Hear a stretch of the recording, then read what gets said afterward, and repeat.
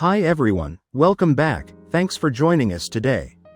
We've got another brand new story to share with you today, so let's begin. My name is Anna, and they gave me a suitcase for my birthday, not a trip, not a warm family dinner, a suitcase. And then my father said, "You can pack tonight and be gone by morning."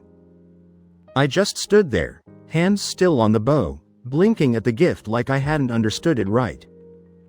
My mother smiled, not cruelly, not kindly either, just like this had already been decided. My sister giggled. I think that's what broke me more than anything, how easy it was for them. Earlier that day, I had stopped by the grocery store and picked up a small chocolate cake, nothing fancy, just something I could put on the table and pretend we were still a family that remembered things like birthdays. I placed it down gently between the place settings when I walked in. No one even looked at it. Now we were at the table, and they had handed me a box that wasn't a gift but an eviction wrapped in ribbon. They didn't raise their voices, they didn't explain, and I didn't argue. I just said, okay, but I didn't understand yet, not fully, that this wasn't about money or space or attitude. This was about something far colder. They had stopped seeing me as family long before they asked me to leave. And I was the last to realize it. I didn't always live like a guest in my own family. Just 2 years earlier, I had my own little apartment, nothing fancy, just a one-bedroom tucked above a nail salon near the bus line. The walls were thin, the carpet was old, and the hot water was temperamental, but it was mine, rented, yes, but I paid every cent on time. I packed my lunches, reused coffee filters, bought secondhand everything. My old Honda Civic was held together with prayer and duct tape, but it still got me to work and back. I was building something, slowly, quietly. I had this dream that one day I'd buy a home, nothing big, just a place with a small kitchen window and a lock that only I had the key to. That was the picture in my head every time I said no to dinner out or deleted an item from my online cart. My little sister, Lily, lived like she was on a different planet, 6 years younger and somehow light years ahead in designer handbags and vacation photos. She always had something new to show off when I came by for Sunday dinners. "Look, Anna, this is the Gucci tote I told Mom I needed for school," or, "God, are you still wearing that sweater from, 2018? Mom never said anything. Sometimes she smiled, sometimes she sighed, like it exhausted her to see us so different. I thought maybe it was just a phase, that if I kept showing up, kept helping out, kept being the steady one, someone would eventually say, "We see you, we're proud of you." That moment never came. Instead, it was a Sunday, I remember, because the pot roast was in the oven, and Dad had that look, the one he wore when something uncomfortable was coming. "We need to talk to you," he said, not looking up. Mom folded her napkin tighter than usual. "Your father lost his job, they cut the entire department." I told them I was sorry, I meant it, but even as I said it, I could feel the air changing. "There's the mortgage," she said, "utilities, Lily's tuition." And then they looked at me, all three of them. "Would you consider moving back home?" My mother asked, "Just for a little while, to help us through this?" I didn't answer right away because somewhere in the back of my mind, a voice whispered, "If you go back, you may never come back out." Not because I wanted to, not because it made financial sense, but because I looked at my mother's red-rimmed eyes, my father's slumped shoulders, and Lily's quiet, uncharacteristic stillness, and I thought, I can help, I should help. I gave notice on my lease, put my furniture in storage, and returned to the pale blue bedroom I'd painted myself in 10th grade. Except now, it was barely mine. Lily had turned it into a walk-in closet while I was gone, and though they'd cleared a path for a twin bed, her dresses still hung along the walls like silk wallpaper. That first night back, I lay awake, staring at the ceiling, trying to believe my father when he said, "Just until I get back on my feet." I told myself it was temporary, that family means showing up, even when it's hard. I set up a monthly transfer of $1,800 to my mother's account, tuition, mortgage, bills. I never asked what exactly it went to. I only knew it disappeared fast, and no one ever said thank you. At first, things were okay. Mom made my favorite chicken pot pie. Dad called me his rock. Lily even asked how work was going once. But gratitude fades fast in houses where roles are fixed. By month 3, Dad had a new job, less pay, longer commute, but it was something. I waited for the conversation, the one where they'd say, "You've done enough, start looking for your place again." Instead, Mom said, "Your father's salary isn't what we hoped, just a little while longer, sweetheart." And I nodded, swallowing the urge to ask, "How much longer? How much of me do you need?" Things shifted after that, subtly at first. My baths became wasteful, my presence at dinner was tense. Lasagna nights, once my comfort food, were replaced with stir-fry, then quinoa bowls, then whatever Lily wanted that week. Groceries started including snack packs I never touched. My shampoo disappeared faster than I could replace it. Dad asked for gas money. Mom needed a quick $100 for her hair appointment because her card was acting up. The money never came back. And Lily, sweet, helpless Lily, was always arriving with something new. A smartwatch, shoes I couldn't afford on my full-time salary, makeup in glass jars with gold lids. "Where's all this coming from?" I asked one day, not accusing, just confused. She rolled her eyes. "Mind your business. Just because you live like a pauper doesn't mean the rest of us have to." I should have pressed harder, but I didn't, because at that point, I still believed that if I kept giving, they'd remember who I was. Instead, I started to disappear, not all at once, just quietly, the way footprints vanish in falling snow. It happened on a Friday. I came home late from work again, after spending the whole week buried under an emergency project dumped on me last minute. All I wanted was a hot bath, my book, and silence. Instead, Lily was waiting at the bottom of the stairs, practically bouncing with excitement. "There you are," she said. "I need $700. "No," I said. "Hello. No. How was your day?" "Excuse me?" I asked, setting my bag down. "For my trip next weekend," she said, as if it was obvious. "Me and my friends are going to the beach. 3 nights, 2 hotel rooms, everyone already paid. I just need your part." I blinked. "My part?" She huffed. "I mean yours to cover me. God, you know what I mean."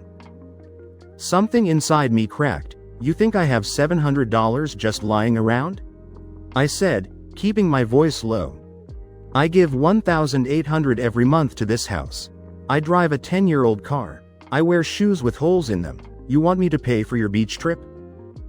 Lily's smile disappeared. "Why are you being so dramatic? It's just money." I laughed, the bitter kind. "No, Lily, it's not just money, it's work, it's sacrifice, it's the reason you get to sit in this house and live like a princess while I live like a ghost." "You don't have to make it sound like charity," she snapped. "I'm not," I said. "I'm making it sound like reality. Maybe if you got a job like I did in college, you'd understand what money actually means." Her eyes welled instantly, loud, performative sobs that echoed down the hallway. Within seconds, Mom and Dad appeared, like they'd been summoned. "What's going on?" Mom demanded, wrapping her arms around Lily. "She called me lazy," Lily wailed, face buried in Mom's shoulder. "She said awful things to me." Dad turned to me, jaw clenched. "Is that true?" "She demanded $700 for a beach trip," I said, voice shaking but controlled. I said, "No, that's it." "And you told her to get a job?" Mom asked, coldly. I told her the truth. "That's not your place," Dad snapped. I stared at them. "Your house is running on my paycheck. I think I've earned the right to say something." And then Mom said it, the thing I'll never forget. "There it is," she hissed. "Every time we ask you for anything, you throw your money in our faces." I looked from one to the other, their anger, Lily's smug, wet eyes behind her hands. That was the moment I knew, they didn't love me, They tolerated me until I stopped being useful. I walked away without another word, shut my bedroom door, and sat on the bed I'd bought 10 years ago with a student stipend. I didn't cry, I didn't yell, I just saw everything for what it was. And then came the next day, my 27th birthday. No card, no greeting, no one said a word when I left for work. That evening, I walked through the door with a small chocolate cake I'd bought for myself, cheap plastic lettering curling at the edges. And they were there, all three of them, sitting at the dining table, dressed nicely. A big box wrapped with a bow sat in the center. Mom smiled. "The birthday girl," she said. I set the cake down. "What's that?" Dad pushed the box toward me. "Your gift." I opened it slowly. Inside was a brand new suitcase, sleek, expensive, too clean. "Wow," I said, confused. "Are we going somewhere?" They laughed, not warm laughter, not even cruel, just like I was the last one to get the joke. "You are," Dad said. Mom leaned forward. "Pack your things, you're leaving tomorrow." I didn't speak a word after that, not when they told me I was no longer needed, not when Lily smiled across the table like she just won, not even when I heard them downstairs later that night, laughing, probably eating the cake I'd bought for myself. I lay awake in the same twin bed I'd once dreamed in as a girl, staring at the ceiling, counting the cracks in the plaster like a prayer. At sunrise, I packed the new suitcase they gave me. It held everything that still felt like mine, a few clothes, work files, a second-hand laptop, and a photo of me at 18, holding my first paycheck with both hands, smiling like I thought hard work would always be enough. They were still asleep when I called the Uber. I didn't leave a note, just walked out the door and shut it gently behind me. I figured they wouldn't notice I was gone until they needed the next transfer. I stayed at a hostel that week, bunk beds, shared bathrooms, a hallway that smelled like Lysol and burnt toast. But I could breathe, and after 2 nights of breathing, I texted Carol. Carol was my coworker, late 50s, sharp tongue, soft heart, the kind of woman who called everyone kid, wore thick eyeliner, and always had hard candy in her desk drawer. She didn't ask for details, just sent back, "Come by, we'll talk, I've got coffee and a couch." At her apartment, I cried for the first time, not the kind of sobbing that rips your chest open, just quiet tears, slow and clean, like a faucet finally unstuck. Carol poured me coffee, handed me a blanket, and said, "You don't owe them your life just because they gave you one." A week later, I found a studio apartment, tiny, peeling linoleum, but the lease was in my name. The keys jingled in my hand like proof I still existed. I bought everything secondhand, a mattress, a desk, a single lamp with a crooked shade. Every item I placed in that room felt like a reclaiming. No one screamed through the walls, no one knocked unless it mattered, and no one told me I took up too much space. I made my first cup of tea and drank it standing up, barefoot on cold tile, smiling like it was the best thing I'd tasted in years. 6 months passed, I didn't hear from them, not a text, not an email, not even a fake birthday card sent late to pretend they forgot. And honestly, I was fine with that. I spent my time working late, taking on extra projects, rebuilding the savings account they had drained for 2 years. Without that $1,800 disappearing each month, my balance grew faster than I expected. I didn't splurge, I still packed my lunches and washed dishes by hand, but now I chose that life, no one demanded it of me. That made all the difference. Then one afternoon, my phone rang, an unknown number. I almost let it go to voicemail. I wish I had. "Hello, Anna, it's Mom." I froze. Her voice had that syrupy tone she used when she wanted something, soft, sweet, practiced. "We need to talk," she said. "Can you come by the house?" "No," I said flatly. "Say whatever you need now." There was a pause, then a deep sigh. "Your father lost his job again. They had another round of layoffs. Things have been difficult." I said nothing. We've fallen behind on payments, she continued. The bank's talking foreclosure. We don't know what to do. I could feel it coming, like a storm already forming on the horizon. We're asking you to come back, she said, just for a while, help with the bills again, like before. I laughed. I couldn't help it. The audacity was almost impressive. You kicked me out, I said, on my birthday, after taking my money for months while lying about your situation. We were under pressure, she said quickly. You know your father, he says things he doesn't mean. No, I said calmly, I'm not coming back, not now, not ever. You're our daughter, she said, voice tightening. You should have thought about that before you treated me like an ATM with a birth certificate. I hung up. Over the next few days, the calls increased. New numbers, desperate texts, even a voicemail from Lily saying, I miss you, we need you.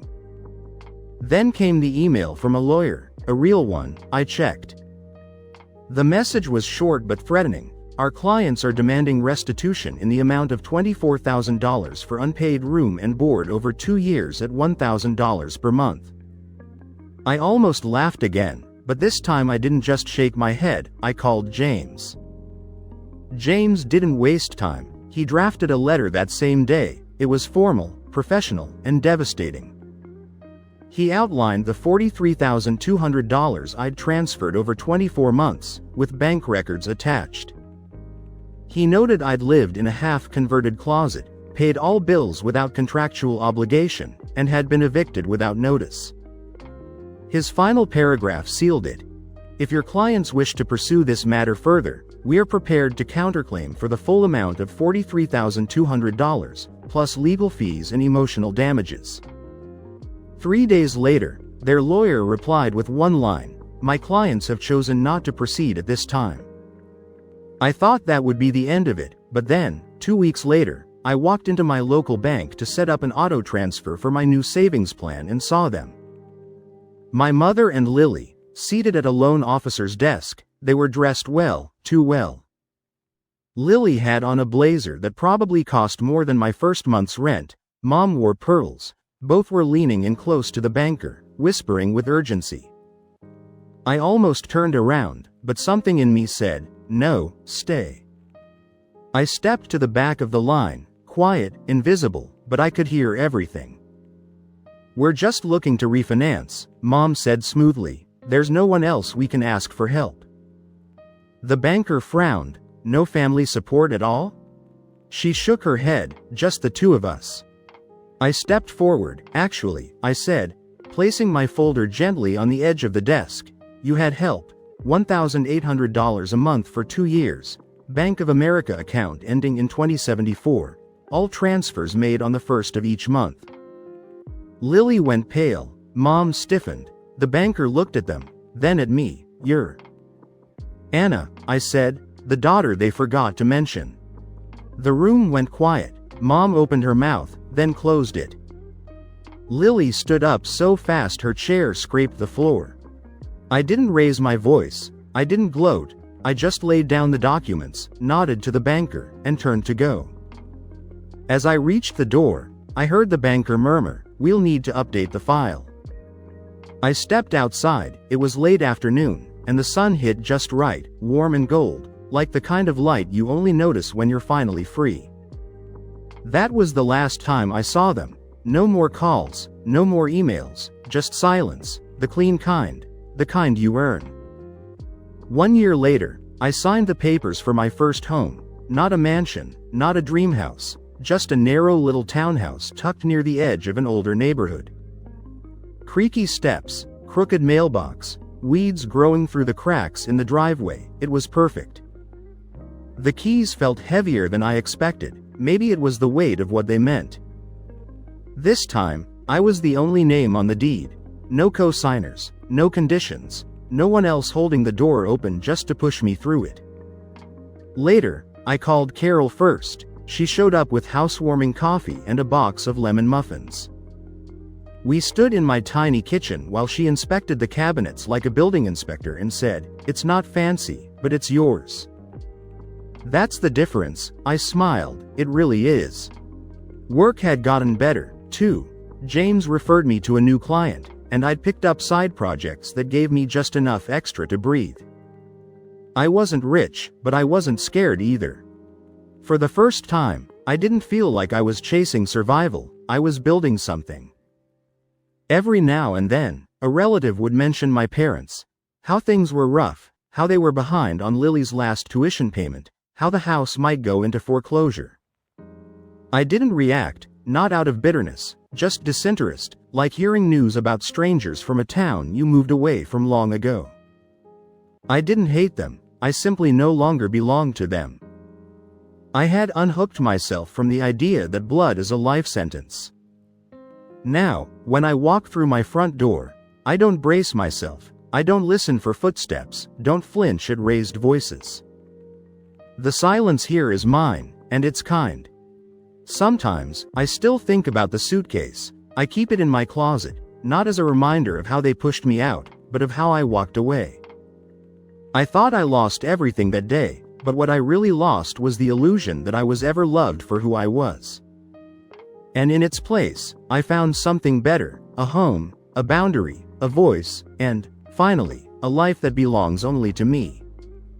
Sometimes, I wonder if they ever tell people about me, if they say I moved away, if they claim we grew apart, if they sit around the dinner table, 2 forks instead of 3, pretending nothing is missing. I imagine Lily, still complaining about her professor, still taking up more space than she needs. I picture my mother, staring at bills she can't quite pay, sighing dramatically into her teacup, saying, "It used to be easier when Anna helped," but never saying what really happened, never saying who they chose to push out and why. And I don't need them to confess, I don't want an apology, because I never disappeared.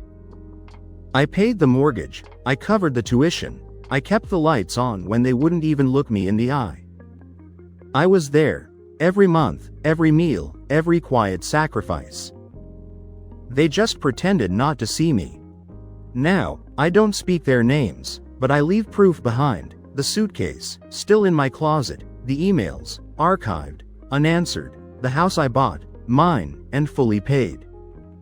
So if anyone ever asks what happened to the older daughter, the quiet one, the steady one, they'll have to choose, keep lying, or finally admit they lost the only person who ever showed up when it mattered.